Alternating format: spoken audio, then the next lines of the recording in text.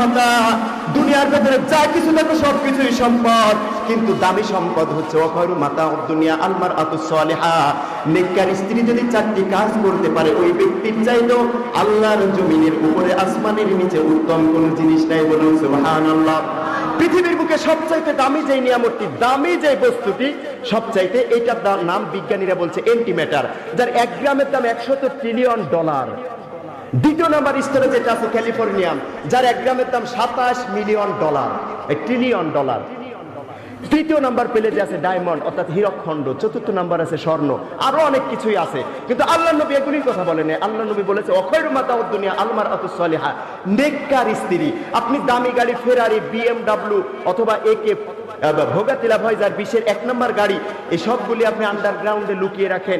টাকা পয়সা স্বর্ণ মুদ্রাগুলি আপনি সিন্ধুকের ভেতর লুকিয়ে রেখেছেন, কিন্তু আল্লাহ নবী যেটাকে বলেছেন সবচাইতে দামি, ওইটাকে আপনি শাড়ির নামে মশারি পরিয়ে মার্কেটে ছেড়ে দিয়েছেন সাজগাজ করিয়ে, যেগুলো দেখে আপনি মজা নেন না, মজা নাই ভ্যান চালক আর দোকানদারেরা। জোরে বলুন ঠিক কিনা? আপনি মুসলমানিত্ব ইসলাম দিয়ে আপনি পরিবারটা সাজাতে পারেন নাই, তো বিশ্বনবী কেন বললেন সবচাইতে দামি সম্পদ ওকে ইসলাম দিয়ে সাজাও?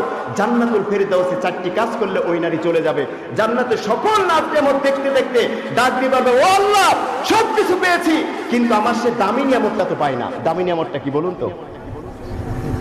কি? স্ত্রী না? স্ত্রী জান্নাতে চলে গিয়েছে, কিন্তু স্বামী কোনো ক্রমে, আল্লাহ না করুক, আমি আব্দুল আল মামুন, আপনি আব্দুর রহিম, আল্লাহ না করুক জাহান্নামে চলে গেলাম। স্ত্রী জান্নাতে গিয়ে সব খুঁজতেছে, কিন্তু স্বামী নাই। এমন একটা অবস্থায় ধরুন আপনাকে ঢাকার শহরে 10 তলা একটা ফ্ল্যাটের মালিক করে দেওয়া হলো, একটি সরকারি চাকরি দেওয়া হলো সচিবালয়ের ভেতরে, আপনাকে একটা ফেরারি গাড়ি দেওয়া হলো, সবকিছু দেওয়া হলো, কিন্তু শেষ পর্যায়ে দেখা যাচ্ছে কি ওই ঘরের ভেতরে ঘরণই নাই। ওর মর্যাদা মূল্যায়ন কি আপনি পূর্ণতা পাবেন?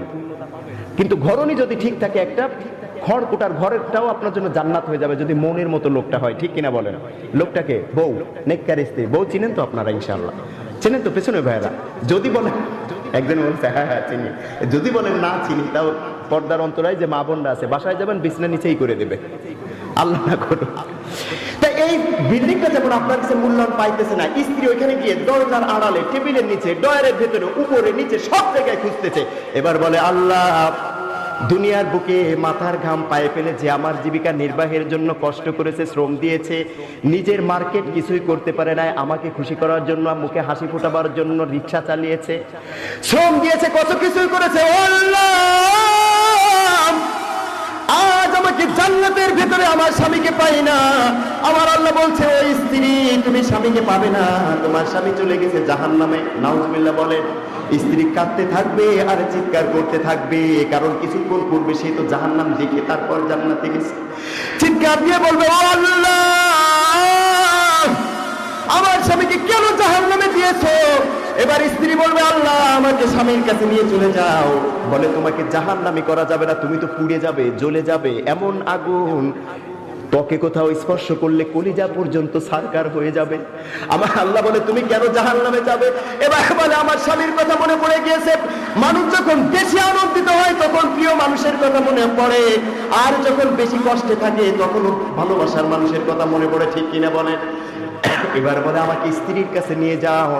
এবং আল্লাহ তো সেই কথাই বলেছে, জান্নাতে একবার যে প্রবেশ করবে, লাকুম ফিহা মা তাশতাহি আনফুসুকুম, নফস যেটাই কামনা করবে ওইটাই আল্লাহ পূরণ করবে। সুবহানাল্লাহ। জাহান্নামের লোকেশন দেয়া হবে, অফ করেন। জাহান্নামের লোকেশন দেওয়ার পরে স্ত্রী ওইখান থেকে জাহান্নামের দরজা দিয়ে প্রবেশ করবে। আমার আল্লাহর কুদরতের হাত দিয়ে আল্লাহ বলবে, তোমার আমলনামার খাতাটা নিয়ে তারপর যাও, নইলে জাহান্নামের আগুন তোমাকে গ্রাস করবে। এবার বান্দি কি করবে? অভিমানের স্রোতে আমলনামা জমিনে থ্রো করবে, ফেলে দিবে, ছিটকে ফেলবে। আল্লাহকে বলবে, রাখো তোমার আমলনামা, আল্লাহ আমাকে স্বামীর কাছে দিয়ে দাও, আমি আগুনে জ্বলবো। এবার মালিক ফেরেশতার কাছে অনুমতি নিয়ে ঢুকবে।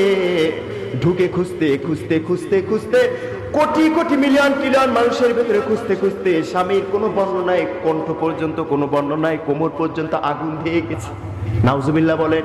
ও ভাই, ওই ব্যক্তি আপনিও হতে পারেন, আমিও হতে পারি কি পারি না? যদি এমনটা ঘটে যায়, ওই মুহূর্তে সামনে স্ত্রী জান্নাতের সকল নাজ নিয়ামতগুলি পরিধান করে, গহনাগাটিগুলি পরিধান করে যখন স্ত্রীর সামনে চলে আসবে, বিশ্বনবী বলে হুরের চাইতেও বেশি চেহারা হবে।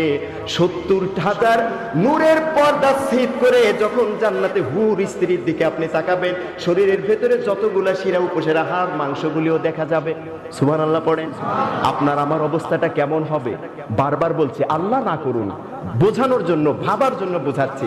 আপনি হয়তো দুনিয়াবি 8 দিন প্লাবন হচ্ছে, হাতের কাছে কিছুই পান না, শুধু পানিতে ভাসছেন।